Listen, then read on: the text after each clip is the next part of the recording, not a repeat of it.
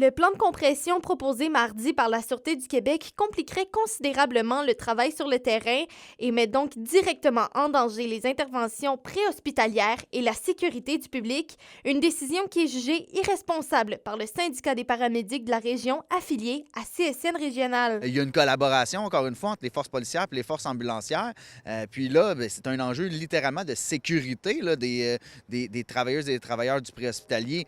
Donc, il faut nécessairement là, que le gouvernement prenne la pleine mesure de ces actions-là, puis il recule. Puis nous, ce qu'on demande, c'est simple, c'est que oui, hier, le ministre Lafrenière a dit, bon, j'ai refusé ce plan-là, mais on ne veut pas se contenter d'un refus. Là. On veut une garantie que ces postes-là ne seront pas touchés. Là. 3 postes de police dans la région de l'Abitibi-Témiscamingue et du nord du Québec risquent la fermeture, soit Sainte-Terre et Témiscamingue et Radisson. C'est clair que les impacts sont plus grands en région.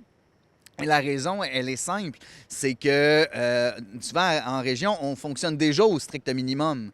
Donc, il n'y en a pas de plan B. L'Association des policières et policiers du Québec, qui représente les agents de la SQ, souhaite qu'aucun compromis sur la sécurité du public soit fait en raison de la rigueur budgétaire imposée par le gouvernement. L'Association des policières et policiers provinciaux du Québec n'acceptera pas de coupure de service à la population. Qu'on parle de réduction d'effectifs, qu'on parle de fermeture d'unités, mais aussi des atteintes à tout ce qui est au niveau de la formation, ce qui est au niveau des équipements policiers. Une deuxième ébauche de ce qui pourrait être coupé est en préparation à la SQ et les demandes de l'Association des policières et policiers du Québec devraient être respectées. Nos exigences ont été entendues. Il y a un second plan qui est en cours d'élaboration et on me confirme, je suis en mesure de vous confirmer qu'il y a ce second plan-là va se limiter à des mesures administratives. Des discussions se poursuivent entre le ministère de la Sécurité publique, la Sûreté du Québec et l'Association des policières et policiers du Québec afin de limiter les préoccupations des citoyens.